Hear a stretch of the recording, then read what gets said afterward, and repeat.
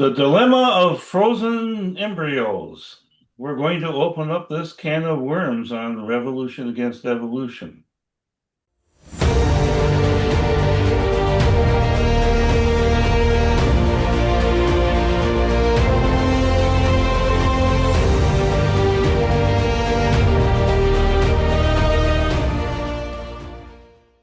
Welcome to Revolution Against Evolution. I'm your host, Doug Sharp.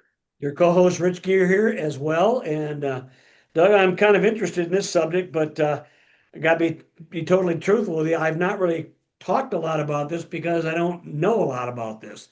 When what little I do know, there's a lot of questions. So we're glad we have Dr. Jerry Bergman here with us, and he's gonna help us out, right, Doug? Jerry's written about this a little Yes. bit, not quite this particular issue, but there is a book that we helped him publish called "A Child Changes a Life." So we Hmm. might be able to talk to him a little bit about that book, but and how it might relate to this issue. But frozen embryos is raises a whole lot of uh, ethical and questions that are really puzzling to a lot of people. And so perhaps, Jerry, you can give us a little bit of insight from your perspective. Okay, what they do is they take the egg from the woman, the sperm from the man, and they fertilize the ovocyte. They fertilize the egg, and then they freeze it very quickly into liquid hydrogen, I guess. They freeze it, and then it can be stored. Why do they do this? Well, they do this in a number of situations. For example, a woman wants to have a child later on, but not quite now. And so, therefore, if age is a question, she's 38 and she can't really have a child, she feels, until she's 48. So, therefore, they freeze the embryo, then the embryo will be at the stage it was when she was 38. So, therefore, it's a matter of convenience, I guess, to some degree. In some cases, you have situations where there are a problem in the birth, and therefore you freeze 12 or 13 embryos and you check them to see which one has the mutation you're concerned about. And then the ones that don't, you use those to implant in the womb. So it's a way of reducing the likelihood of inheriting certain diseases. And it's more and more common. And it's interesting. The Bible talks about, I knew you from when you were conceived. And so technically, the zygote at this point would be considered scripturally a person. On the other hand, when they talk about abortion, somehow that's not a person. So they changed the rules relative to whether you're going to freeze the embryos or whether or not you're going to abort the child. So it's very inconsistent, and they take one rule in one situation, same rule, another situation doesn't apply. To some Well, degree, it's When you say they, who do you mean when you say they? well, the hospital, the doctors, the mother and the father. I guess what I'm getting at is because it seems to me that this they wouldn't consider the Bible anyway. Am I wrong here? I mean, some of them, I mean, obviously they're Christian doctors and nurses and stuff, but I mean, but by and large, the medical profession would probably not take the biblical understanding into consideration. It would be more of a pragmatic medical, purely kind of a naturalistic viewpoint. Am I wrong there? Yeah, often you're right. That's true. 60 Minutes, which doesn't always do a good job, did in this case. They had a Christian couple, and it was clear that they were Christian, but she had the inherited gene for breast cancer. And so the chances was one out of two, I guess, that the Wow. child would have this gene and end up with doing a prophylactic mastectomy. And therefore, the mother did not want her daughter to go. The mother wanted to make sure that the child did not have that gene. And so they fertilized, I think, 8 embryos, and they then selected one that did not have the mutation, and they implanted that in her womb, and therefore they know their daughter would not have this mutation, which would almost guarantee that she gets breast cancer when she gets older. And so therefore, she grappled with the scriptural concerns, and she basically felt to reduce the likelihood of having a child, a girl, that had this mutation as she did, because she had to have a double mastectomy. I think when she was like 25 or 26, goodness, she was quite young. And so therefore, she did not want her daughter to have that issue to be concerned with. And she grappled with it, and she reasoned, you're doing what you can to prevent an awful thing from happening to your daughter. Now, obviously, Christians would disagree with that. Some might say, well, just don't have children. Others might say, well, take your chances. Others might say, well, sorry, if it's a boy, it's not a concern. So I was going to ask you about that. How did they know they were going to get a Yes. daughter out of it? What if it was a son? With the other embryos, what if they turn into a son as opposed to a daughter? So it's not a concern for a male child. Is that what it is? No, it's not. It's only concern for females. It's the BRCA1, BRCA2, very well known mutation, which is a major cause of women who inherit the problem that will cause breast cancer. So again, from a biblical standpoint, Jerry, it'd be like you said they froze 13 embryos. Is that what it was? 13? Yeah, about 12 or 13.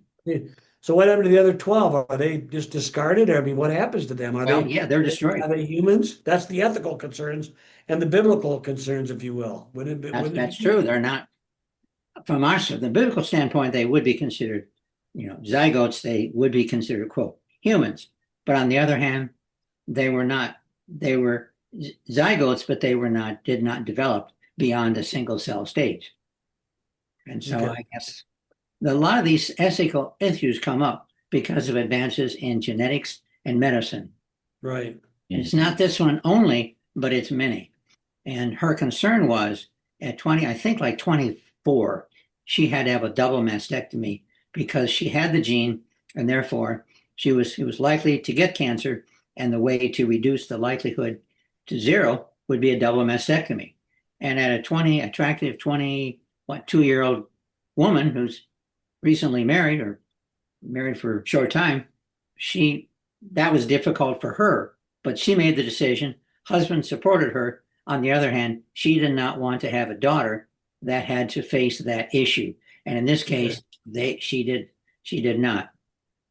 So yeah, it's certainly many ethical issues are raised by the developments in medicine. And this is just one of many examples. But 60 Minutes was very sensitive to her beliefs. And I think they selected her because she did have clear compunctions against destroying the zygotes. And she had to deal with them in some ways, and they talked about that in detail. So they were trying to help people understand, regardless of your feelings on this matter, there were ways of dealing with it. Now, one way is just don't have any children. She did not want to select that way. Another way is just adopt a child. I mean, there were many other ways, but she wanted to have, and her husband wanted to have a child which had the genes of mom and dad. That was their goal. Now, you had this book that we helped to write and create a cover for and put it together called "A Child Changes a Life." Can you tell us a little bit about that particular book and why you wrote that? And I guess it's based upon a true story, isn't it? Right, based upon a true story I'm aware of, but I found after I wrote the book that this is not a rare situation. What I wanted to do is look at abortion. What reasons justifies an abortion? Well, even pro-life advocates, many will say rape justifies an abortion. This is a woman who was raped, and therefore we can support abortion in this case. They'll often say we support abortion in certain cases, and this is one case. And so I looked at that case and I thought, even in this case, is it really the only alternative? And this is a case where a woman wasn't raped, but she, for a number of reasons, had to have a sperm donor, and the sperm donor turned out, no, I'm sorry, I'm confusing that with another book. This was a case of a woman who was raped by a black man in this case, when she was coming home from teaching. She was a teacher. She came home to her apartment, and the man met her at her apartment parking area and raped her by gunpoint. It's very traumatic for her. The book goes into detail about what she suffered. Very easy for her to fall apart, which she did. Fortunately, she had support, and they found she was pregnant. The likelihood, though, is low. And they mentioned this to her in the emergency room, and they said, it's not very likely you'll get pregnant. Sorry, what we're concerned about is venereal disease. That's the main thing we want to check. And they checked for venereal disease, and they found that was not a problem.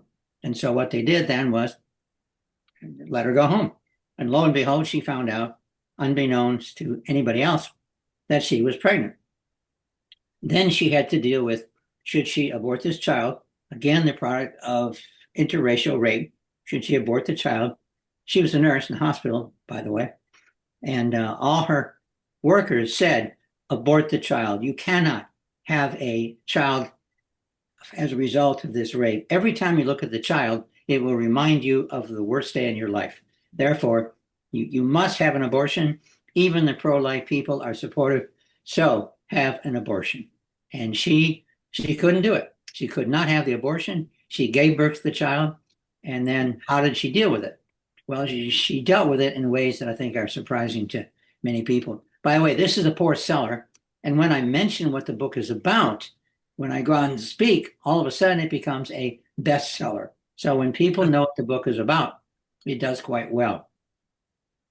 And it's available on Amazon. It's available, many other different places. So, but and this, again, when I wrote this, I was not aware of other cases.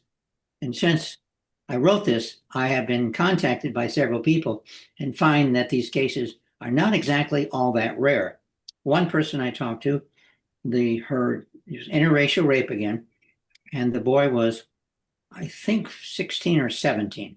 So a black boy, and in college. And she stated, no way would she have aborted that. Knowing what she went through, a lot of people would say she should have. But she found that child was a gift to her. Just like in the case I talked about in the book, that child was a gift to the mother. And she's no way would she have aborted the child. She clearly made the right decision. She didn't look at that child with reminding her of the situation. By the way, in this case, it was a girl. So that might have made things easier in dealing with what happened. The central moral question regarding frozen embryos is what exactly are they? Are they property, potential persons, or something in between? And then you have to figure out, well, how do you store them? Is their eventual fate? And then are they just a collection of cells with potential of life, but not yet deserving of moral consideration as a child or adult? Uh, others, other people who are grounded in Christian beliefs, they consider to be human beings, and so worthy of protection and respect from the moment of conception. So the question is, these conflicting viewpoints are really what is driving the controversy concerning frozen embryos. Right. Good. Most biblical scholars view them as humans, period. They are fertilized cells. So what you have is a cell it's not fertilized, it's got 23 chromosomes. The sperm is 23, the ova has 23. So when it's fertilized, you have 46. So when it's fertilized, from that point on, if allowed to, it can develop into a person.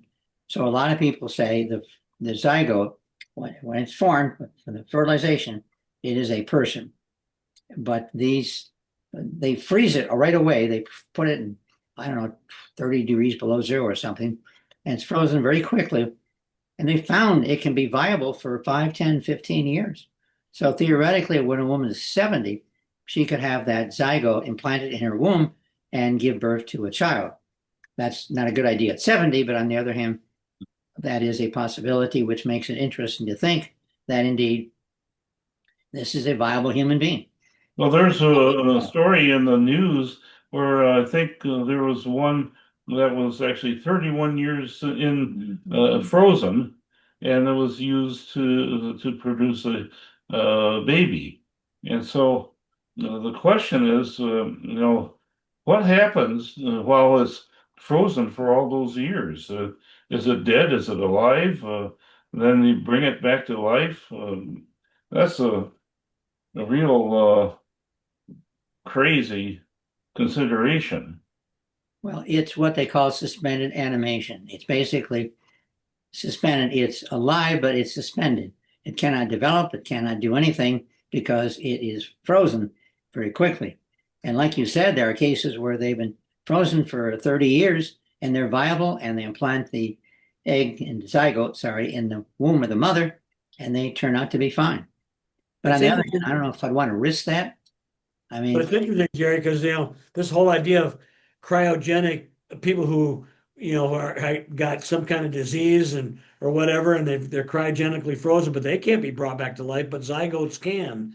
You know what I'm saying? I should remember the time I read about was it Ted Williams had his head cryogenically frozen so he could come back to life later on. But I mean, to me, once you're fully developed as a human being, walking arms, legs, and that kind of stuff.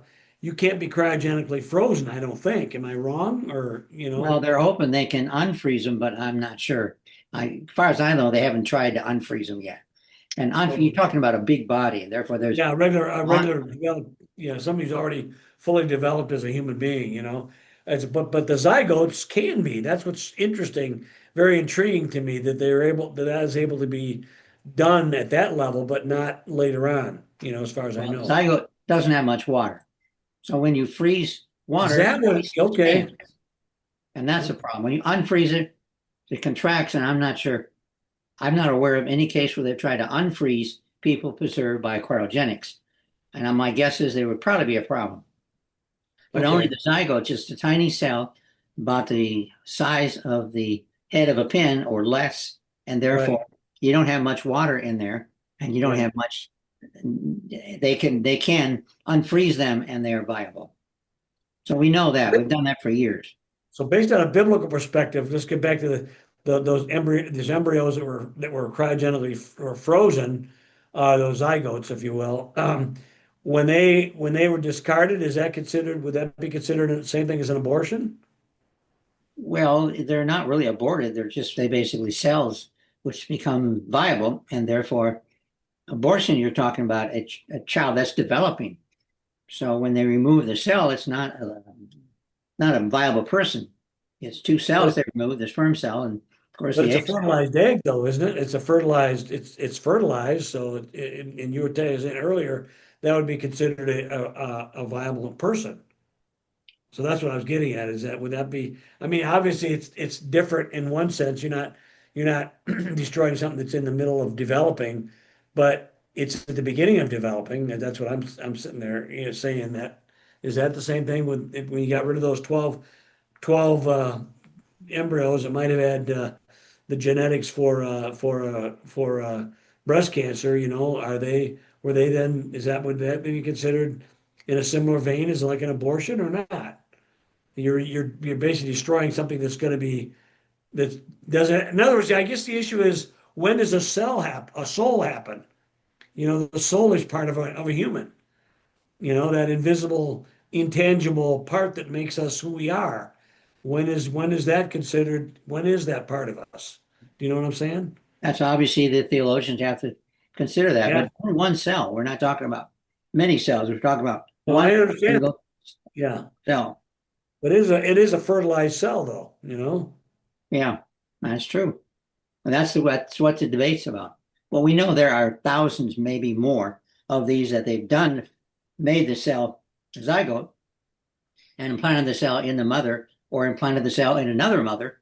And so this is not a rare procedure. It's really No. quite common. And not only that, you have the problem of miscarriages that take place naturally. And Yeah. that raises some questions about, well, what happened to them in the eyes of God? And, we raise those questions. And those we really don't have good answers for. Why does God allow that to happen? Why does God allow these frozen embryos to take place and and be destroyed? And suppose they produced 13 embryos and 11 of them were viable. They didn't have the mutation you were talking about. It's a big question, and no one has a specific right answer. It's a gray area to some degree.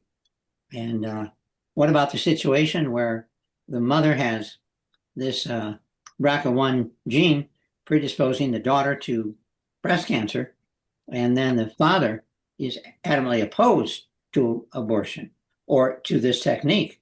And then who do you follow, the mother or the father?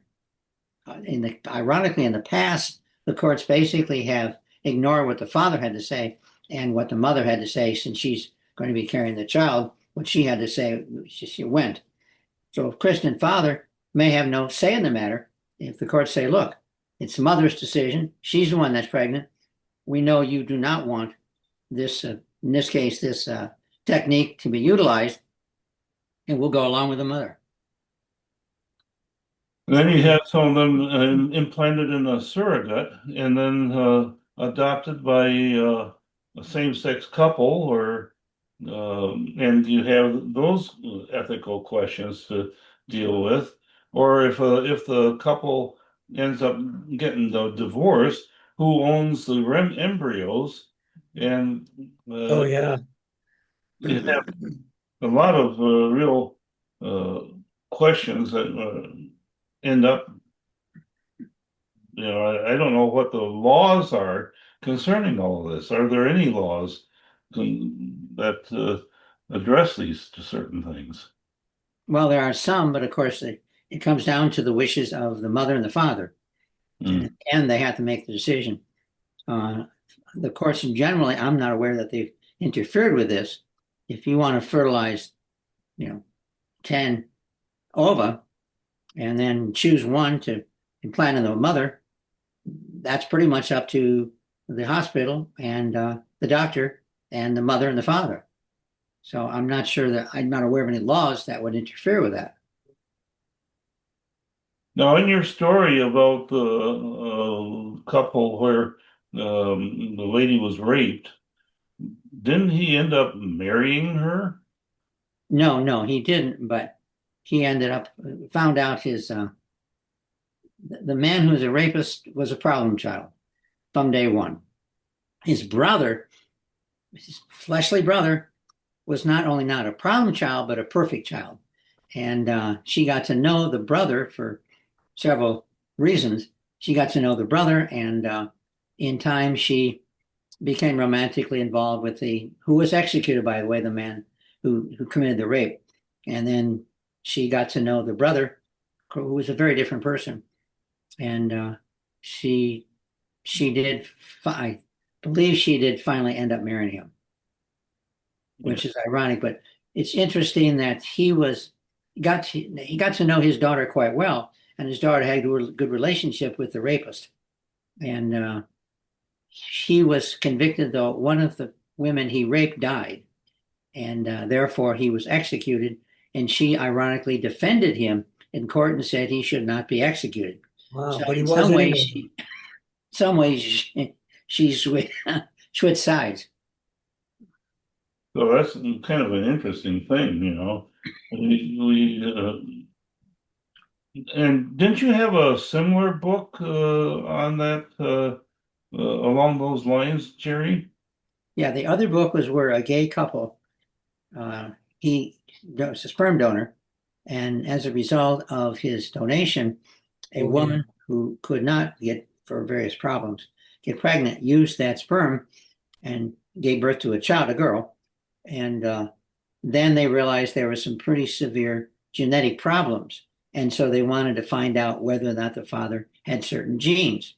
And so the doctor, who was somewhat sympathetic to this woman, she basically was able to contact him, and he agreed that he would send a blood sample to the hospital so they could check to see whether or not he had this mutation. And in doing so, he was able to find out that this is the child that he had was the father of. So he was a sperm donor, and this was the child. And the poor guy, although he was living with his partner, and he fell in love with his daughter, and he found it difficult not to see her. And so he made arrangements that he could see her, and his male lover, of course, did not at all support this. And so this caused a lot of conflict in the relationship between the couple. And but he found not only he found his daughter very attractive, wanted to be with her. This is, he looked at her and this is me. I mean, I can see this is me. Got me, my traits all over this young girl. And the girl was, of course, enamored by her father. And the mother was enamored by the whole thing. And so anyways, he realized that he really belonged with her. And they did eventually marry. And had another child. Other book was something about greater good, or what was? Yeah, I think that was the title of. I don't always remember the title. I've written 60 books, so. Yeah, I know. And Yeah, what's up with that? The title's changed, so I come up with a title and somebody else says, no, here's a much better title. So I don't always remember the title, but anyways, a lot of these stories, there's twists and turns you don't expect. And that is all too often true of life. And that's what I find in these stories, that you assume, and of course the concern of the book is that people are born gay. And indeed, we show in the book that that's not true. You adopt a gay lifestyle as a result of experiences when you're young, when you're 12, 13 years of age. And there's a ton of research that shows that. And so you were not born gay, and many gay men, more in the past than now, but in the past, many gay men get married and have a family and have a normal sex life. When I worked at the clinic, I had a number of patients that saw themselves as gay, and they were able to adjust quite well within a heterosexual marriage. And some can't, some can, but it depends on the person. But I had one couple I worked with where he never could adjust, but there's no way he would divorce his wife. There was no way that they would separate. They loved each other. They adopted 2 children, actually, and but he was unable to have normal sexual relations with his wife, and she missed that. She found that difficult to deal with. On the other hand, divorce was not in the cards. They just dealt with the fact that they were in some way sexually incompatible. They loved each other. They were very compatible. He was a very good-looking young man. She was a very attractive young woman. I'm pretty sure they had 2 children. And so he adjusted quite well. It was a problem as he was not attracted to a female. He was attracted to males. But this was his wife, this was his life, this was his children, and therefore he dealt with it. But we all have these things to deal with in relationships. And so it's not just people in the so-called gay world, but more and more today, we just assume people are born this way. We call it person's gay. No one is gay. It's a behavior. Even if you do medical research, you don't look at people who are homosexuals.